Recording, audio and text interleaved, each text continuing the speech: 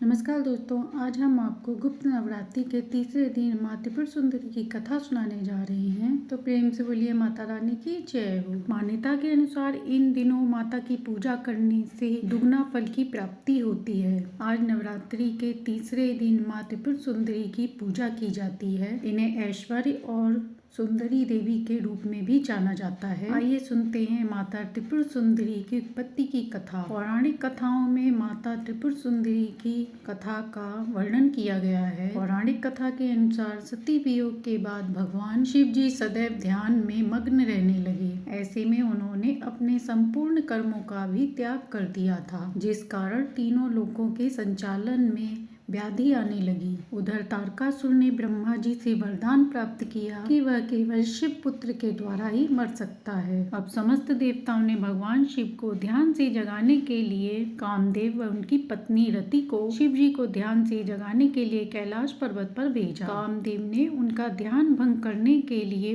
उन पर प्रहार किया और वे सफल रहे। कामदेव की इस हरकत पर भगवान शिव का तीसरा नेत्र खुल गया और उन्होंने क्रोध में आकर कामदेव को भस्म कर दिया। इसके बाद देवी रति ने दारुण विलाप किया, जिससे शिव जी ने कृष्ण जी के पुत्र के रूप में कामदेव को गर्भ धारण करने के लिए का वरदान दे दिया। रति के जाने के बाद वहां पर कामदेव की भस्म से एक मूर्ति उत्पन्न की, जिससे एक पुरुष पैदा हुआ। उसने भगवान शिव की स्तुति की और महादेव ने उस पुत्र का नाम भांड रख दिया। शिव जी के क्रोध से उत्पन्न होने के कारण भांड तीनों लोकों में उत्पात मचाने लगा। उसने स्वर्ग लोक पर भी आक्रमण कर दिया। इसके बाद देवराज इंद्र ने सहायता के लिए नारद मुनि की शरण ली। नारद मुनि ने इस समस्या का निवारण करने के लिए यथाविधि अपने रक्त और मांस से आदि शक्ति की आराधना करने का परामर्श दिया। इसके बाद नारद जी के कहे अनुसार देवराज इंद्र ने माता की आराधना की, जिसके फलस्वरूप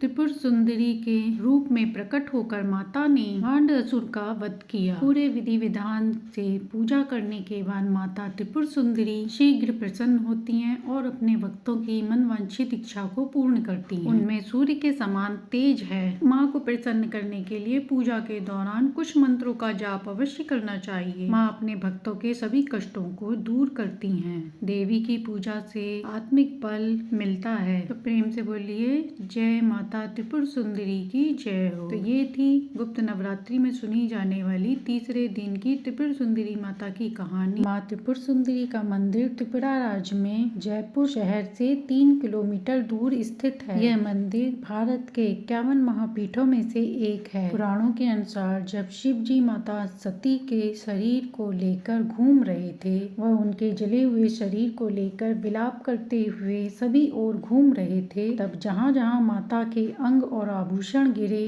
वहाँ वहाँ शक्तिपीठ बन गए। इस शक्तिपीठ को क्रूर शक्तिपीठ भी कहा जाता है। एक बार माणिक्य के राजा को त्रिपुर सुंदरी माता ने सपने में दर्शन दिए और कहा चिंता गांव के पास पहाड़ पर उनकी मूर्ति स्थित है, जो उन्हें वहां से आज ही लानी है। जब राजा जागे तो तुरंत ही उन्होंने अपने सैनिकों को आदेश दिया कि रात को ही मूर्ति लाने का हुक्म दिया। सैनिक मूर्ति लेकर लौट ही रहे थे कि माता बाड़ी पहुँचते पहुँचते सूर्योदय हो गया और माता के आदेश अनुसार वहीं पर मूर्ति स्थापित कराकर माता का मंदिर का निर्माण करवाया गया। उगराई के छोटे से गांव में स्थित है। त्रिपुर सुंदरी माता का दूसरा मंदिर राजस्थान के इस मंदिर का निर्माण पांचाल जाति के लोहार भाई ने करवाया था। मंदिर के पास ही एक फटी हुई खदान है, जहाँ पर किसी समय लोहे की खदान हुआ करती थी। एक दिन माता भिखारी के रूप में खदान के द्वार पर पहुँच गयी। पांचालों ने उनकी तरफ कोई ध्यान नहीं दिया। तब देवी ने क्रोधवश खदान को ध्वस्त कर दिया। तब देवी माँ को प्रसन्न करने के लिए पांचालों ने यहाँ पर उनका मंदिर बनवाया और एक तालाब भी बनवाया। आज भी उस मंदिर की देखभाल पांचाल समाज ही करता है। त्रिपुर सुंदरी माता का मंदिर मध्य प्रदेश के जबलपुर के पास हथियागढ़ में स्थित है।